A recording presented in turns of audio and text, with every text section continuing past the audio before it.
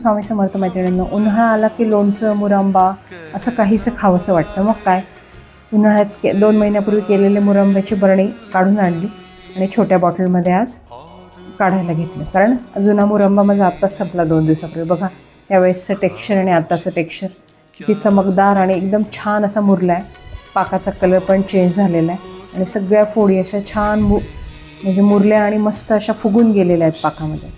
हे जे मी करते ना ते अतिशय परफेक्ट प्रमाण आहे आणि वर्षाच्या शेवटपर्यंत, म्हणजे जवळजवळ मागच्या वर्षी तर 5 किलोचा केला होता. अगदी शेवटच्या घासापर्यंत चव पण बदलत नाही, टेक्स्चर बदलत नाही, की त्याला बुरशी येत नाही, की त्याला पाणी सुटत नाही, काहीच होत नाही. शेवटच्या घासापर्यंत अगदी असा चमकदार आणि रसरशीत असा मुरंबा राहतो. बघा या पद्धतीने किती छान असं कलर आला आहे आणि त्याची कन्सिस्टन्सी पण बघा अगदी मधासारखी झालेली आणि चवीला तर इतका अप्रतिम लागत होता. असं वाटत होतं की ताटलीभर घेऊन खाऊन टाकावं, पण शेवटी ती साखरच ना, एका ठराविक प्रमाणातच खायला पाहिजे.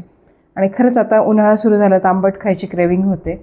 मम्मींनी कालच जुनं लोणचं थोडंसं खाऊन बघितलं. म्हटलं जुनं खाण्यापेक्षा आज ह्या छोट्या बॉटलमध्ये मुरंबा काढला आणि सगळ्यांना सर्व केला. खूप छान लागला चवीला. याची पूर्ण रेसिपी मी याच्यामध्ये देतेच आहे तुम्हाला कॅप्शनमध्ये, तर ती बघा. अजूनही आवळे संपलेले नाही आहेत. करा, अतिशय सोपं, पण ह्या पद्धतीने जर शिजवला तर त्याचं जे वर्षभराचं कीपिंग क्वालिटी आहे ती नक्कीच वाढते आणि चवीला पण खूप अप्रतिम लागतो. मी अनेक प्रकार करून बघितले वेगवेगळे, पण ह्या पद्धतीने केलेला मुरावळाच वर्षभर छान राहतो आणि चव पण छान राहते आणि मुरतो पण छान आणि दिसायला तर अप्रतिमच दिसतो, अगदी गोल्डन आणि असा रसरशीत छान. तर नक्की करा आणि येणारा उन्हाळा किंवा पुढचा उन्हाळा एन्जॉय करा. व्हिटॅमिन सी भरपूर असतं, आवळे खायला पाहिजे.